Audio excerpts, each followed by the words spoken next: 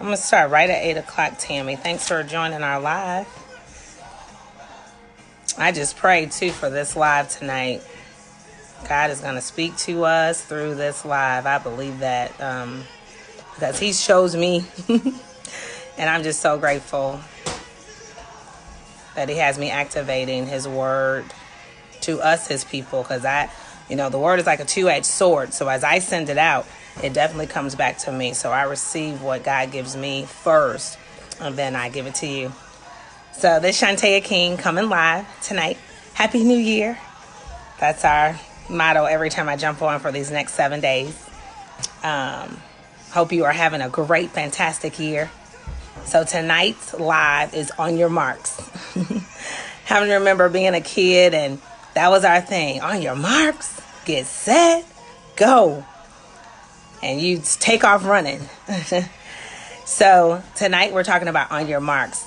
Where does that word come from? Let me make sure that this music isn't too loud. It's walk into your season. I want to make sure.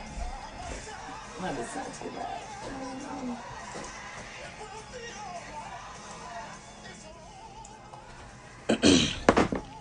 that. Okay, so on your marks. That comes from the British language, or on your mark in English, or on your mark is a command. It is a command given to runners at the beginning of a race in order to get them into correct position to start. That blessed me.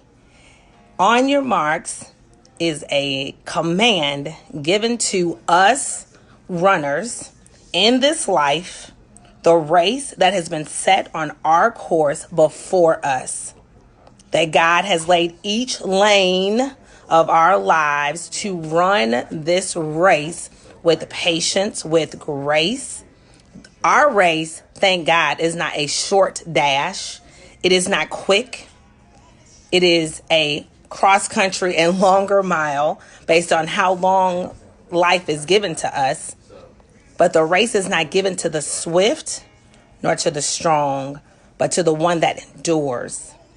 So this race that's been set before us, right now we signify this with our new year. This is our new year, our new race to run for 2019. Are you ready?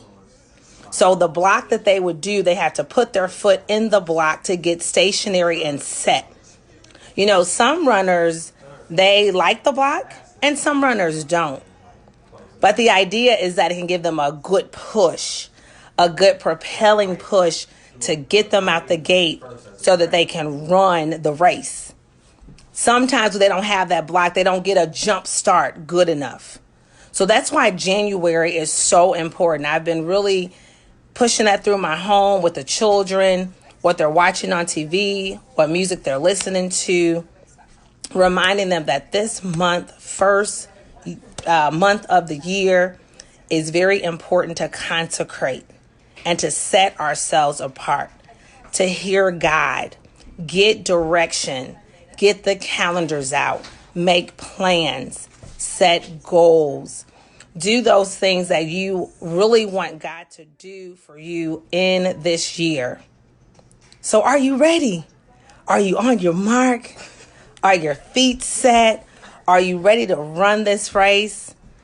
So I have a few people asking, Shantea, how do I get on my mark spiritually and practically? That's how God has given me my ministry, a practical yet spiritual ministry. The biggest thing is to change your thinking. Number one, change your thinking. On our mark, that block that's going to push us to the success of this year and the blessing of this year is our thinking. As we think, so we are. As a man thinketh, so is he. What are you thinking? What are you attracting? What are you posting? What are you saying? Who are you engaging with? We read last night, the children in this home, we had Bible study with the girls. And we went to Philippians 4 and 8. And in Philippians 4 and 8, this word reminds us that whatever is true, whatever is honorable, whatever is just, whatever is pure, whatever is lovely, whatever is commendable, if there is any excellence, if there is anything worthy of praise, this is an NKJV version also, by the way, you all. Think about these things. What you have learned and received and seen in me, practice those things, and the God of peace will be with you. That's Philippians 4:8-9. So, putting the icing on the cake, what are we thinking? What are we watching? Where are we entertaining ourselves? It's so real in this month to really just pull in and ask God, where are you leading me, God? What am I thinking? Am I attracting that new commercial space I want, Lord? Have I put it on my vision board? Have I put it in my heart? The business that I want to open and start. Am I getting a plan down? Am I thinking about all the things that I have to do to make it successful? And it's all about just starting, because when I had a dance school and opened up, I didn't know everything and didn't have everything, lined up per se.